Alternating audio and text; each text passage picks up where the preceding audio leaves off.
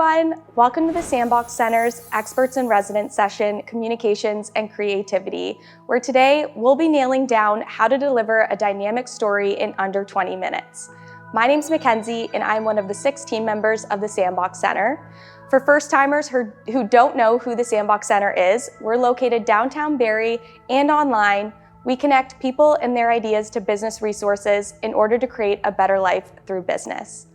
I'd like to acknowledge that I'm positioned on the traditional territory of the Anishinaabe people that include the Odawa, Ojibwe, and Potawatomi nations, collectively known as the Three Fires Confederacy. I encourage you to explore the first occupants of the land you're positioned on while supporting actionable steps towards reconciliation. Today, we're thrilled to have expert Jan Bailey of Ovation Speaker Training join us to give us the tools we need to kick our presentations into high gear with more engagement in a less amount of time. Jan has supported countless individuals transform their ability to connect to their audience and deliver meaningful messages with impact. So, let's get started. Time is ticking. Jan, over to you. People are always saying, "Hi Jan, what is it that you do?" And then we do, and we switch into jargon mode.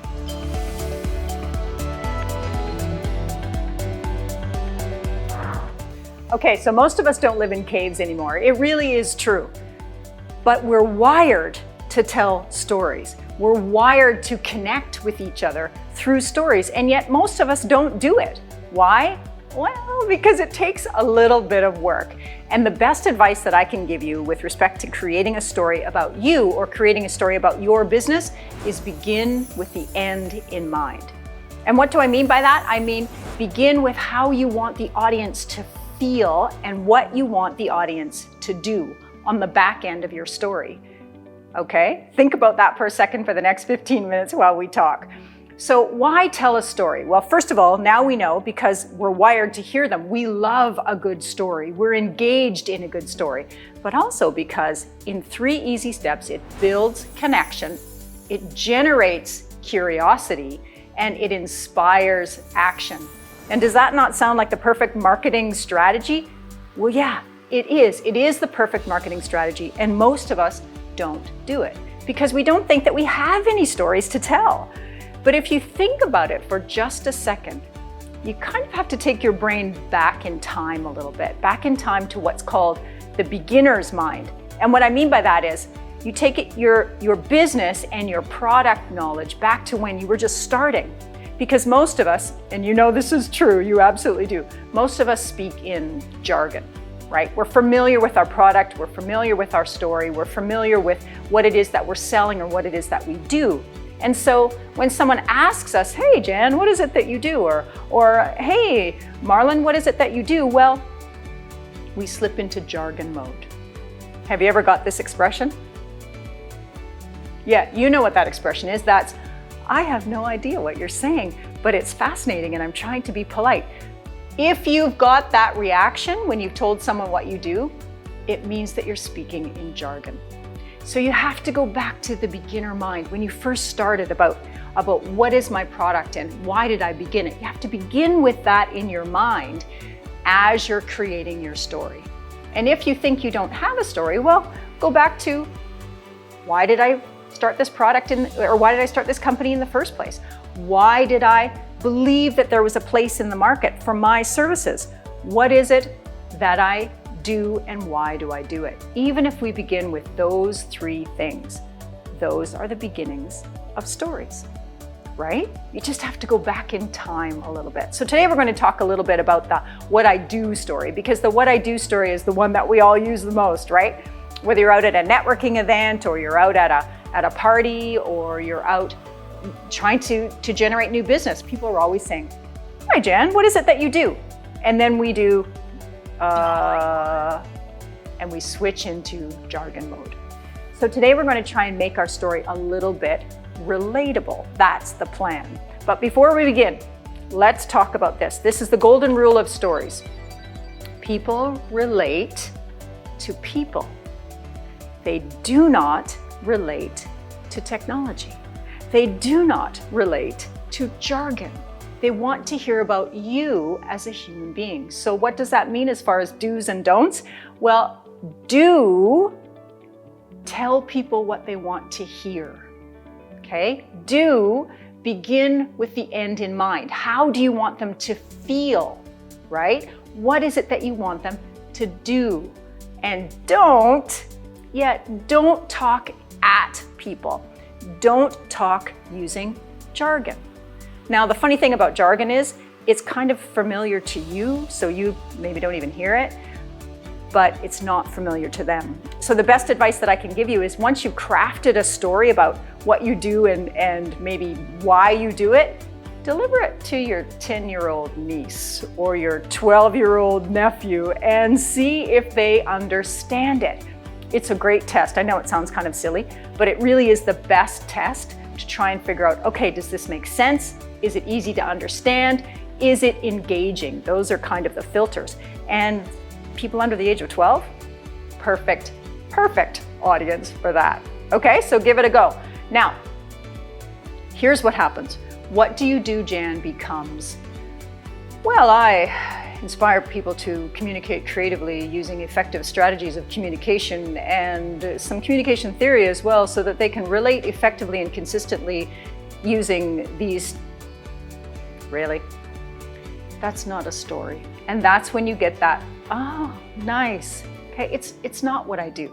It's not what I do. It's what I think people want to hear. It's what I think people are engaged with because it feels executive, doesn't it? It feels corporate. Well, I'm involved in the distribution and the effective, I can't even think of what to say. I can't even do it because it's so not how I talk. So why would I create a story that felt like I had to memorize it because it's not how I normally speak? So that's great advice from the get-go is be, wait for it, be you. Be you when you tell the story. Don't use words like, they're all gone out of my head right now because I don't use them very often, but don't use strategic communication and replicable results and I don't know, effective distribution chains and dynamic communication strategies because I don't actually speak like that. And I certainly don't speak like that when I'm trying to connect with people and build a bridge with them because isn't that what we're doing with a story? We're trying to build a bridge. We're trying to connect and communicate. We're trying to relate and generate, remember from the beginning, generate some curiosity. Well, if you're speaking over people's heads, then, or you're using words that don't really mean anything, you're not really generating curiosity. They smile and they nod and they say, that's great. And then they walk away. That's not what you want, okay? So, what are people buying? When you introduce yourself and you're trying to generate business, you're trying to make a connection with a client, you have to think, remember, begin with the end in mind. What is the end? Well, you want to spark a conversation. You want to create some intrigue. You want to generate curiosity that creates a relationship. It's like dating, really. That's kind of what just popped into my mind. It's like dating. And so you have to begin with that notion. And people, what are they buying? You all know this. People are buying results. I'm going to say that again. People are buying results. They're not buying a product. They're buying the result. So they're not buying a patented process of plant extraction. They're buying beautiful hair. They want beautiful hair. They don't care how they get it. So if you're selling the patented process, you're going about it the wrong way, right? You want to sell what's in it for them. What are they getting? What's the tangible result that makes them excited about the way they look or the way they feel or the way they move through the world? So as you begin to craft your story, that's what you want to talk about, is what will the client or the potential client get? Does that make sense? Okay, it's a bit of a shift because we have this notion always, and I'm just as guilty. We have this notion of what we want to tell people about what we do. because we get excited about our product, or we get excited about our process, or we get excited about our service, and we want to tell people what we do. Oh, I do this, and then I do that, and then this happens, and that happens. And they can feel our excitement, which is good, but they don't really get what it does for them. And that is where you have to start. You have to start with what's in it for them. So you have to think about, what do they want to hear, not what do I want to tell them. Does that make sense? I'm going to say that one more time.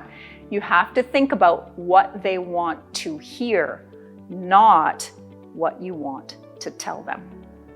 Okay? So when you ask me what I do, I could talk about learning theories and communication strategies and replicable processes and frameworks and all of that kind of stuff. But it's not really what you want to hear, is it? Because it doesn't really mean anything, does it? Until you go through one of my workshops, it doesn't really mean anything. But what would mean something to you is, well, suppose you're in the finance business. And the reason that you got into the finance business is because you really like to work with numbers. And you really like to work with numbers because, well, they do what they're told. And you get to work by yourself in your office, and you don't have to interact a lot with people. And you like that. But then imagine that your boss comes down the hall one day, gives you a call, sends you an email, and says, "Congratulations! You get to give the company projections at the board meeting next month in front of the entire executive team." And he thinks, or she thinks, that you're supposed to be excited. Well, what I do, basically, is I'm the person that teaches you how to build a speech and practice it so that you deliver it in great time with great results. And you know what? You don't even have a nervous breakdown. That's basically what I do. So now you have a sense of what I do. Now you can relate to what I do, because in your mind you're thinking, oh, okay, so if I have to give a really big presentation, Jan is the person that can help me get through it without freaking out, right? Or, oh, if I have to write a talk to deliver to the board, Jan is the person that can help me do that, and it will come out well. It will come out how I want to do it, how I want to be perceived. Do you get this? So you're making your story conversational. You're making your story relatable, and you're making your story memorable.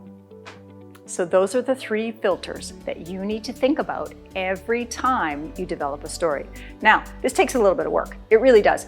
I'm suggesting that you sit down and you craft a story and you think about it. How can I make this easy to understand? No jargon, okay? How can I make this story demonstrate results, right? The client will be able to deliver a talk and not have a nervous breakdown. That is a result. I need to be able to demonstrate that in my story, okay? 3rd filter, is it engaging? Is it memorable? Okay, well, you'll walk away from my story and you'll think, oh, okay, don't like people, not good at communication, or don't like dealing with people rather, not great at communication, Jan can help me. Demonstratable results, okay? So those are the 3 filters that I want you to remember after you leave here today. I'll say them one more time. Easy to understand. No jargon. Demonstrates results, not a process, not a framework, not a to-do list, but the result. What can the client expect? Okay? And the 3rd thing, is it memorable? Is it easy to remember? Does it make you relatable? So those are the 3 things that you need to think about as you create your story. And all of that takes a little bit of practice. So sit down. Remember what it was like when you began your business. Remember what it was like when you began with your product or you began with your service. Shift into that brain so your mindset is there, okay? Think about what the audience wants to hear, what's in it for them, what's the result for them, and then begin to craft your story. I know. It sounds pretty straightforward. I'm not going to try and fool you. It takes a little bit of work. And you'll write this several times. But I have faith that you can do it, because remember, A dynamic story is the best bridge that you can build between you and your audience, between you and your potential client. You got this. You can do this, and it will make all of the difference in your business. I guarantee that.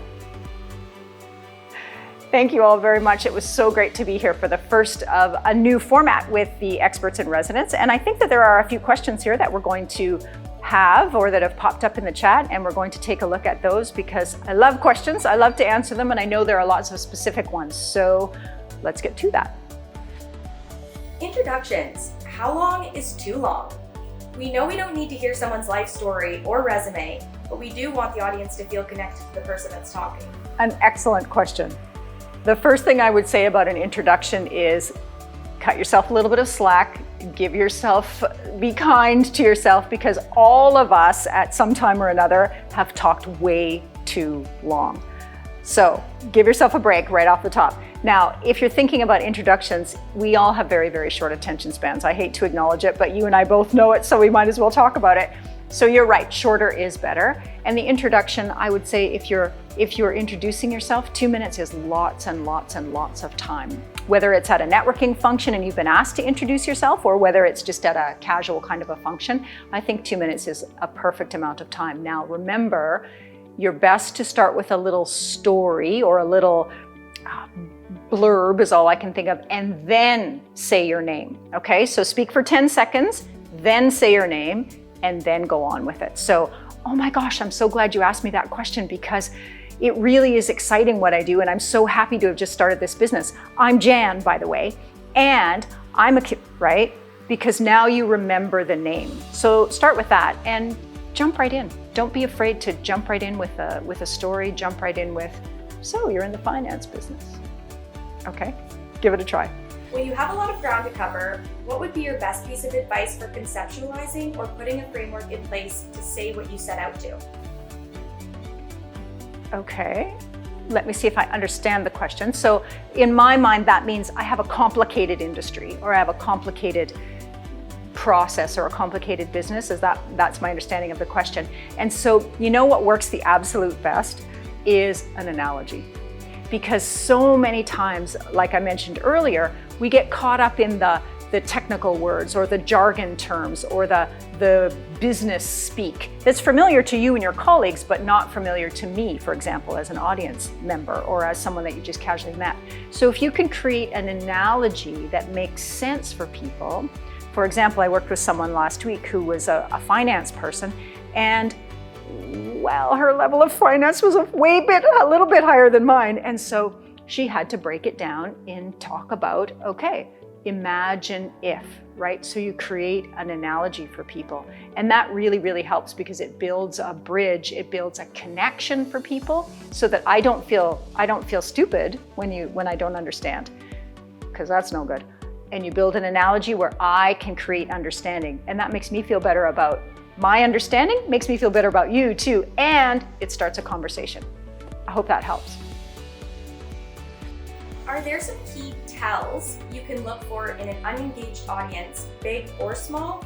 How would I turn that around? Oh, isn't that the worst? Isn't that the worst when you're looking out at your audience if you happen to be live and they look like they're doing something else, or you're looking into the black void of your Zoom call or your Teams call and you can't really tell if people are engaged, or the 1 or 2 or 3 people that do have their cameras on look like they're doing something else? Oh, I know. Okay, again, let's begin with the horrible critic that's in your brain. First of all, recognize that people are not particularly good listeners. They're not particularly good audience members, especially via technology. So even if they're sort of sitting there with that bored listening face, let's assume they are paying attention. They're just not particularly good at demonstrating it, okay? But now that said, if you feel like, oh, I'm losing them, and you know it, change directions. Stop what you're doing because it's not working. Get rid of your PowerPoint that's on the screen and come full face. Or stop what you're doing on stage and say, okay, hang on. We need a little break here for everybody. Let's do a little check. How's everybody doing? Does everyone have any questions? Here's what we're going to do now. I want to talk a little bit about, I want to tell you a story about how I started doing this, or let me ask some direct questions to the audience. Engage them in a different way so that automatically you pivot and you generate interest and you generate engagement in that moment. So don't be shy, don't be scared to go totally in a different direction than you had planned or that you thought you were going, because that immediately grabs people's attention. Oh wait, what's she doing, right? She's changed tacks. So that's the best strategy. Shake it up for people. Memorization has never been my forte, so I always find using cue cards or having my speech points prepared with me is important. Are there ways I can overcome the fear of going completely blank without having them by my side? Oh, if we could spin the camera so you could see what I'm looking at. I am a huge fan. Well, first of all, let me start over. I agree. Memorization is a challenge. Why is it a challenge? Well, because some people, first of all, aren't very good at it. It's been a long time since you were in high school and you had to memorize something from Shakespeare, right? And so we've kind of lost that ability. We don't really want to do that. So that's the first thing. Second, when we memorize something and say you're in the middle of your talk or your presentation and you forget that perfect word, oh, you wrote the perfect word and you desperately want to say that in that perfect way. Oh God, I've lost it. I can't think of the word. Oh no, where is it? Now you're in trouble, right? Been there? Yeah, we all have. So now what do? Well, now you're off track. So that's the real problem with memorization, is when we lose part of it, we lose much of it. So my advice to people always is know the key points. So if you've got 3 key points that you intend to talk about, know those 3 points and think of them like markers along the way in your talk. So as long as you hit those points, well, I as an audience member don't know if you hit 1, 2, 3 or 3, 1, 2. It doesn't really matter. And as far as having notes, we'll go for it. But if you're on Zoom, it's perfect, or you're on technology, it's perfect because you can use note cards with great big black felt pen, write on your note cards and stick them on the wall behind the camera. Why not? Don't write the whole sentence. We don't want to see you read, just the points. So in case you get lost, gets you back on track, okay? That is absolutely, well, why not? Go for it. Make it easy for you, and if that helps you relax and move forward with your presentation, I'm calling that a success. My role is fully remote, so I present online 100% of the time to my executive team or to my stakeholders. I'd like to be able to take the attendees on a creative journey, but worried about PowerPoint slides or videos that may hinder my chances of getting the sale because of them focusing on the slides more than what I'm speaking on or feeling too repetitive. Are you pro multimedia when in virtual presentation mode or no? I am squarely in the or no camp. Yeah, that's where I am. Why, Jen, are you there? Because people relate to people, right? We look for expression, we look for connection, we look for meaning. I don't want to read your PowerPoint. And worse, I don't want you to read me your PowerPoint, because I can read. So if you want to send me some notes in advance, please do that. Go for it. If you've got some complicated something that you want me to absorb in advance of our meeting, then yeah, absolutely do that. But when you're presenting, I want to get to know you. I want to connect to you. That's the whole purpose of learning how to tell stories, is not so that you can tell an introductory story and then bore me for the next 15 minutes with a PowerPoint. Can you tell I have strong feelings about this? So that's my theory, and it really is true, because I feel badly for the people who are in front of their laptop or their computer screen the entire day looking at other people's PowerPoints. I actually know someone, here's a quick story, about a client who works, well, I probably shouldn't name the company, but anyway, they've banned PowerPoints. They've said no more PowerPoints. We're sick of looking at them. We're sick of reading them, or you reading them to us. We want to connect with people. So you're only allowed a 1-page, call it a memo, to send out to people in advance of your meeting. And then the rest is you on camera telling stories and bringing the information to life, giving it some personality, giving it some zip. And that is what I want for your presentations, not another PowerPoint presentation. Because when there's a slide there, You know this, I know this. When there's a slide on the screen, what do? Even if you're a great presenter, even if you're a comfortable presenter, you get lazy and we start to read what's on the screen. And that's not your job. You're the expert. Bring the information to life.